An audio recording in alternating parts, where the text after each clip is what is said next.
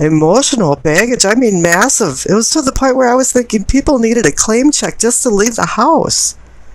But here now, the Six of Cups is showing up in May, and it's like, it's okay. It's a positive thing because the clarification card is the Wheel of Fortune next to it. Now this is an auspicious time. Something about your past is bringing something up to the front and fortunate for your future.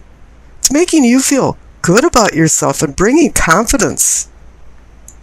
This is time to jump on the bandwagon and do something positive in your life because there's always a downswing to the wheel, and don't wait for that to happen. There's a window of time for you to jump through. And now take advantage of it. Now up in your pelvic and sacrum for awakening and arousing, receive the Ten of Wands. Things have been heavy for you. I don't know if it's atmospherically around you.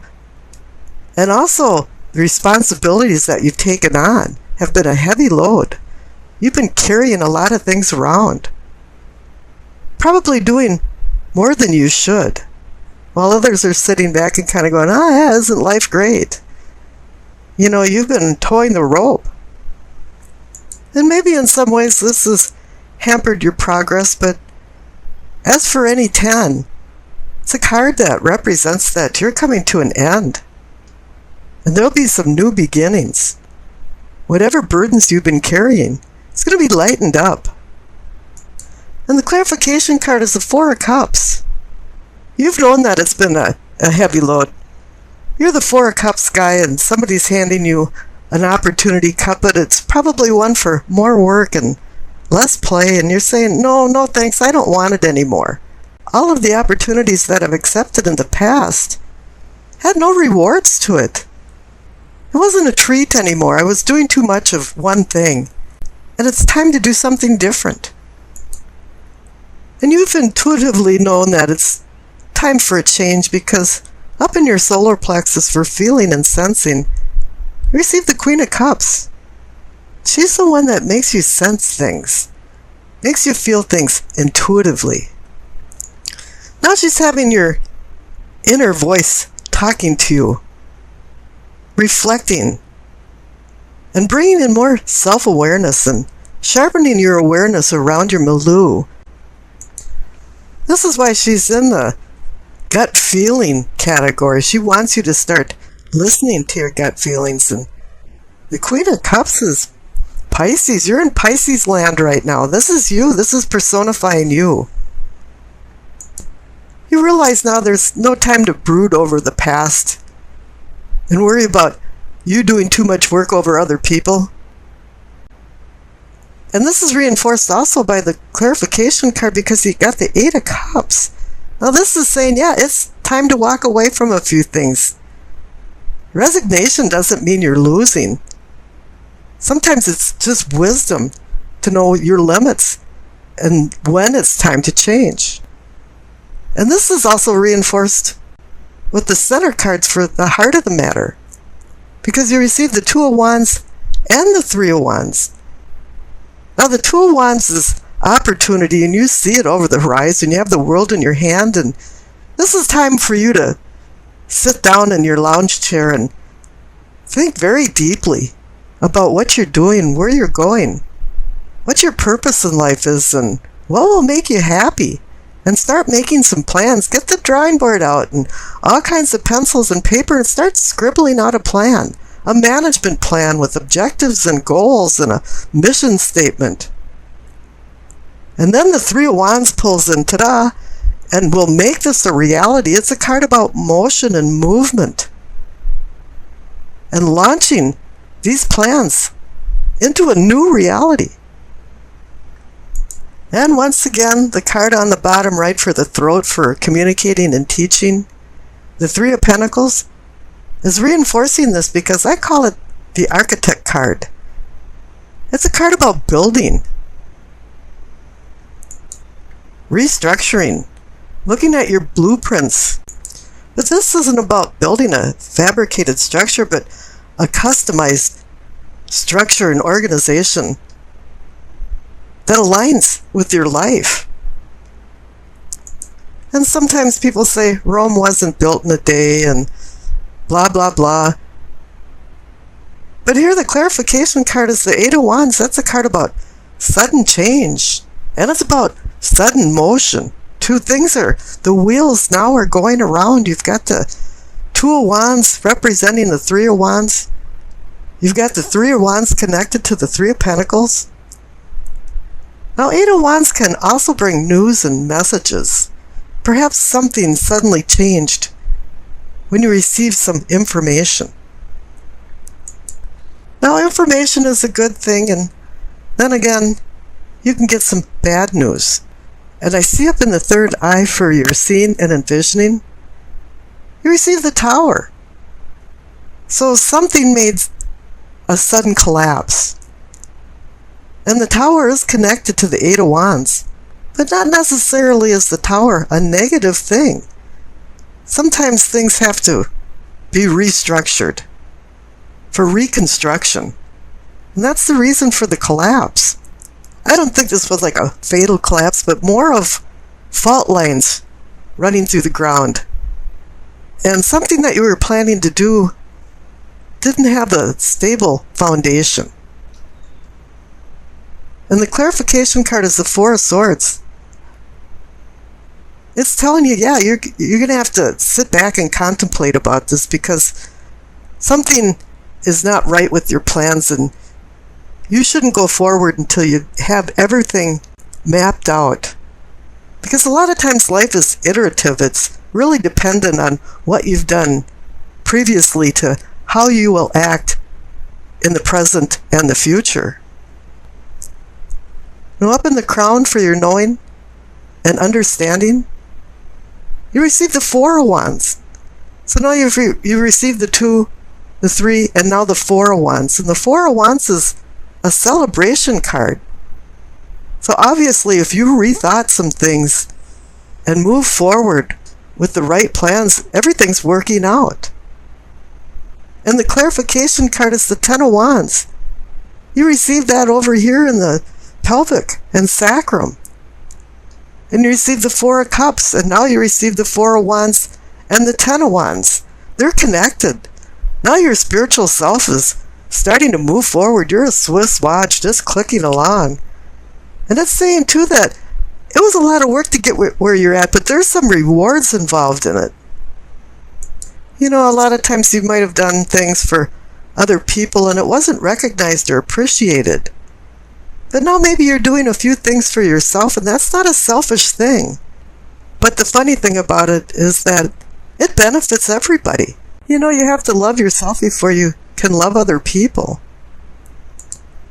Now, down on the left for your past, you received the Death card and the Seven of Cups. Now, the Death card's about transformation, but I'm seeing that the Seven of Cups card, the card of difficult decisions, sparked this Death card transformation. You knew it was time. There was a fulcrum, there was tipping time, that it was time to start doing some different things. And whatever you decided to do is being rewarded in spades, because over on the right for your future, you received the Nine of Cups, the Wish card. You know, curiosity killed the cat, but the second line to it, a lot of people forget, is that satisfaction brought him back. This is where you're going to have satisfaction for all of your hard work, for the two Ten of Wands, and all of the planning. But what made this real was you changing your attitude and changing yourself. Now, there's two clarification cards I pulled for the Nine of Cups, and you received the Empress and the Chariot. Now, you might think this funny, but they're both about duality. The Empress is about the planet Venus and the star that rises in the east in the morning and sets in the west in the evening. And the Chariot, too, is about control versus lack of control. And both of them are giving you a lesson. The Empress is saying about sharing and paying attention to your personal life and your home. With the Queen of Cups over there and you, it's saying, yeah, you're supposed to manifest some deeper bonds with the people in your life. And the Chariot's saying you have to make sure that you're disciplined and under control. Wow, this is going to be kind of a really sensitive week. A withdrawn and isolated week for you to review things. But that's not a bad thing. Maybe it's just your turn.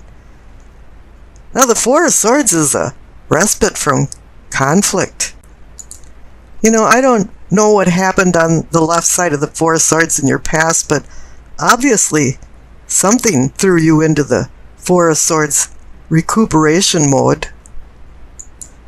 You've been through some physical strain, mental drain, and now you're there laying around trying to recharge your batteries.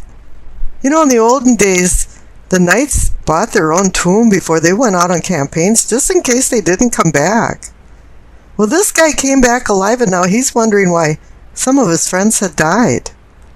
And what is the purpose of life, and what is the purpose of his life? And what does he want to do with his life? He's taking a time out right now to heal, restore. He's licking his wounds, recuperating his sanity, and trying to gain some type of perspective, and trying to relax, take a break from worry and anxiety. And boy, do we have a lot of them in modern day times.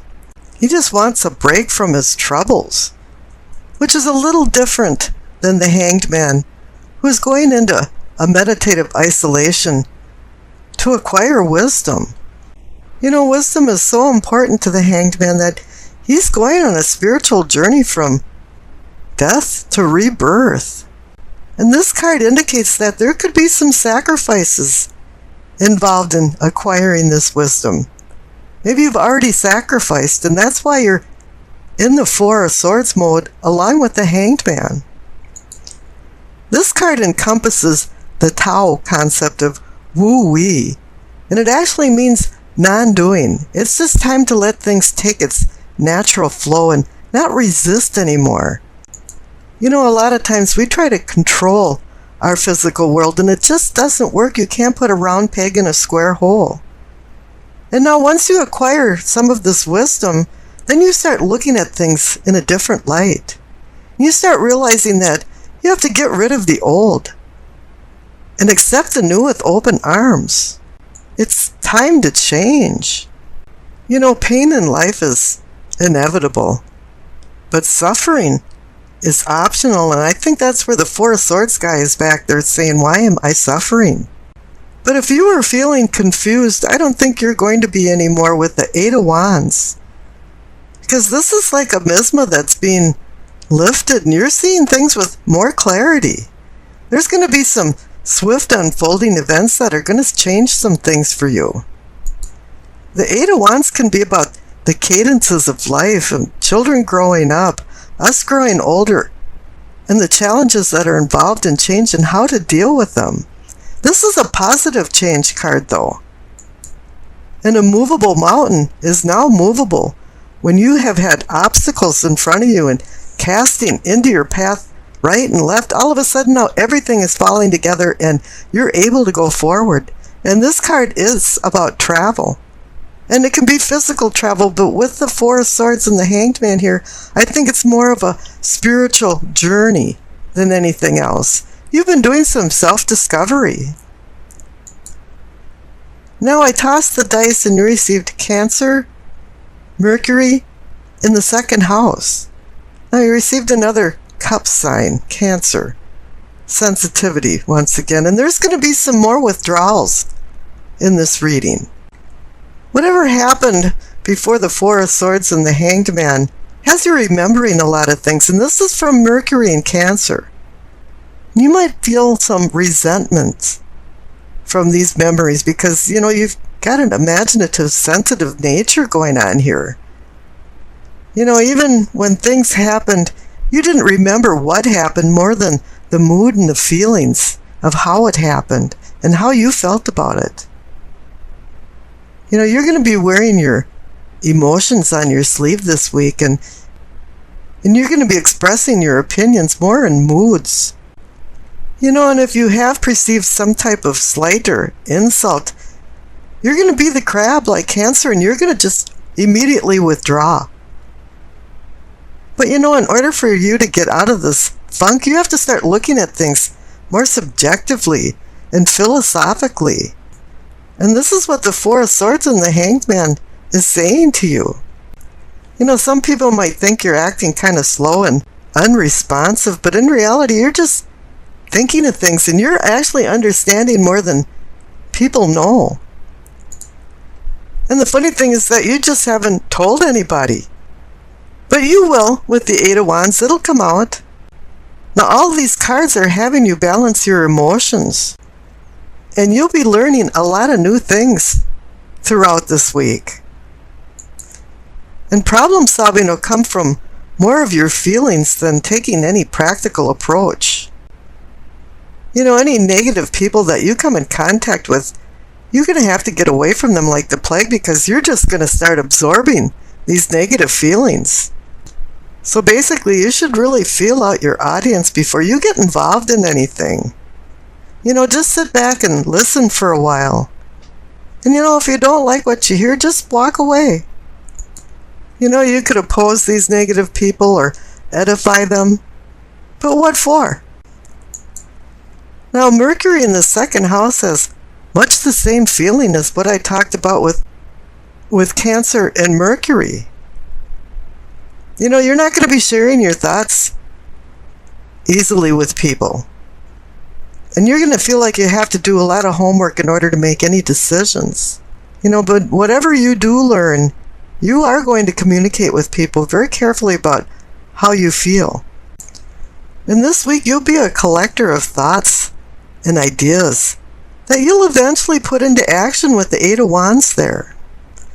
And when the mood hits, you're going to go up to a podium and give the biggest, most astounding speech to people that you've ever done. So it really is time to take advantage of this quiet, introspective week, so you can work out some problems that have kind of been hanging in the balance. And that's a little pun with the Hanged Man. So you can resolve whatever happened in the past before the Four of Swords